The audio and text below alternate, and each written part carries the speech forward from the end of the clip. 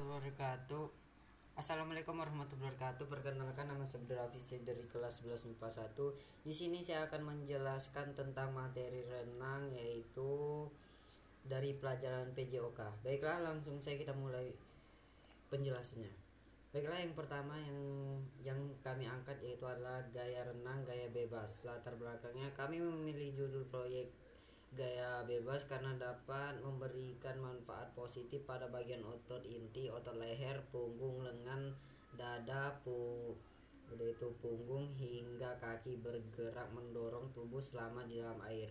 Tujuannya yaitu yang pertama mencari informasi tentang olahraga renang, khususnya renang gaya bebas. Yang kedua mengetahui teknik-teknik dasar dalam renang gaya bebas, dan yang ketiga mengetahui kesalahan-kesalahan teknik dalam berenang gaya bebas dan rumusan masalah. Yang pertama yaitu bagaimana cara melakukan renang gaya bebas, dan kedua apa saja kesalahan yang sering dilakukan pada renang gaya bebas, dan yang ketiga teknik dasar yang digunakan dalam berenang gaya bebas, dan yang keempat yaitu bagaimana posisi tubuh pada saat renang gaya bebas, dan yang kelima teknik apa yang digunakan pada saat memasuki garis finish. Dan pada minggu kedua yaitu perencanaan dari jawaban rumusan masalah yang telah kami buat.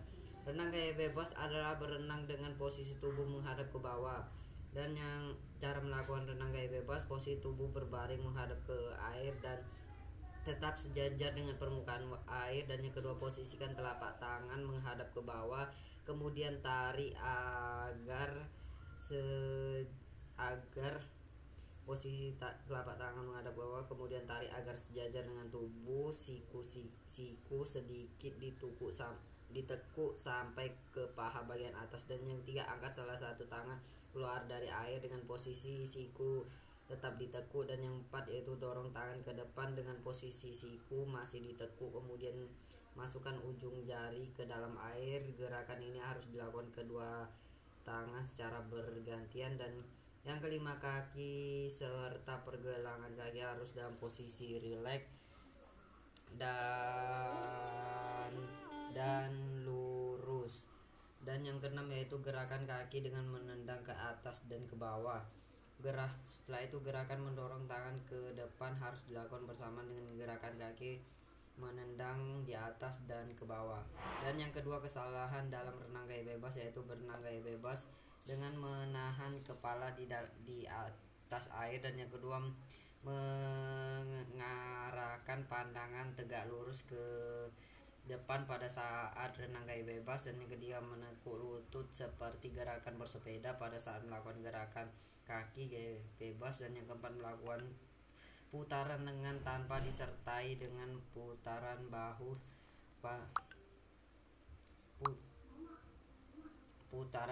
serta pinggang napas gaya bebas. Dan yang kelima, mengangkat kepala dan melihat ke depan. Dan yang keenam, menahan napas saat kepala berada di udara. Yang ketiga, teknik dasar renang gaya bebas, kepala menghadap ke dasar kolam ketika mengambil napas, kepala diarahkan ke samping dan dada menghadap ke dasar kolam. Dan yang selanjutnya, kedua tangan diayunkan mengayun ke depan, dan selanjutnya kedua kaki dinaikkan turun secara bergantian.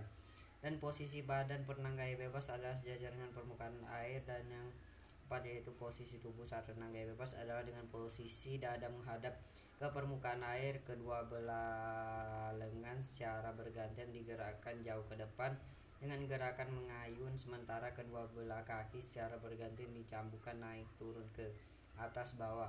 Dan yang kelima, teknik yang digunakan saat mau masuki garis finish yaitu lengan yang sepenuhnya terentang dan tubuh yang berputar pada salah satu sisi tetapi masih dalam posisi telentang yang sah. Para perenang harus menjaga kepala mereka ke belakang pada saat menyentuh dinding serta tetap menendang untuk menggerakkan menuju ke dinding. Rangkumannya gunakan perbalikan dengan berguling. Rentangkan tubuh ke salah satu sisi saat menyentuh dinding pada saat finish. Dan pada minggu ketiga, alat renang gaya bebas yang pertama yaitu baju dan celana renang yang berfungsi melindungi terkena kandungan kaporit. Dan kedua, kacamata renang, tujuannya melindungi mata saat berenang dari air kolam yang umumnya mengandung kaporit. Kacamata renang juga berfungsi membuat pandangan menjadi lebih jelas saat berada di dalam air. Dan yang ketiga yaitu pelampung renang. Pelampung dapat membantu untuk tetap mengapung dalam air dengan kondisi mulut dan hidung yang tetap aman berada di atas air. Selain itu, fungsi dan pelampung renang ini sangat berguna untuk menyeimbangkan badan sehingga badan tidak dapat dengan mudah tenggelam. Dan yang keempat, topi renang untuk memudahkan saat bergerak ke depan karena topi renang terbuat dari bahan yang licin dan minim menyerap air sehingga akan mudah membuat kita melesat saat berenang. Dan kelima, kaki katak berfungsi untuk membantu kita dalam melakukan tendangan atau tolakan sehingga dapat melaju dengan cepat. Bahan renang gaya bebas yang cuma satu yaitu air kolam renang. Kolam renang merupakan suatu rancangan bangunan berupa kolam dengan diberinya air, diperuntukkan kepada masyarakat sebagai sarana tempat untuk berenang, berolahraga, serta jasa pelayanan lainnya. Kolam renang adalah sebuah petak yang memiliki banyak air di dalamnya. Kolam renang adalah sebuah sarana olahraga yang biasa digunakan seseorang untuk berenang nantinya dan biasanya terdapat di sebuah rumah yang memiliki lahan luas maupun tempat hiburan. Dan yang keempat yaitu kesimpulan dari renang gaya bebas, yaitu renang merupakan cabang dari salah satu olahraga air yang diperlombakan sejak tahun 1900 setelah dibangun kolam-kolam renang. Adapun bukti tertua mengenai berenang adalah lukisan-lukisan tentang berenang dari zaman batu telah ditemukan di gua berenang yang berdekatan dengan Wadi Sora di Gebel, Mesir Barat Daya. Catatan tertua mengenai berenang berasal dari 2000 Masehi. Berenang mempunyai beberapa macam gaya, diantaranya yaitu gaya bebas, gaya punggung, gaya dada, dan gaya kupu-kupu. Gaya berenang tersebut mempunyai ciri khas tersendiri dari teknik yang berbeda. Untuk dapat mencapai kecepatan dalam berenang yang maksimalkan, berenang dapat membangunkan tubuh, dan untuk yang profesional dapat mencetak prestasi dari tingkat nasional maupun internasional. Namun sebaiknya dalam memulai dan sesudahnya agar tubuh tidak terjangkit efek buruk dari berenang seperti kejang-kejang. Adapun manfaat berenang itu sendiri ada meningkatkan kualitas jantung dari peredaran darah, meningkatkan kapasitas vital paru, mengaruhi otot dan menjadi berisi paru dan lain-lainnya.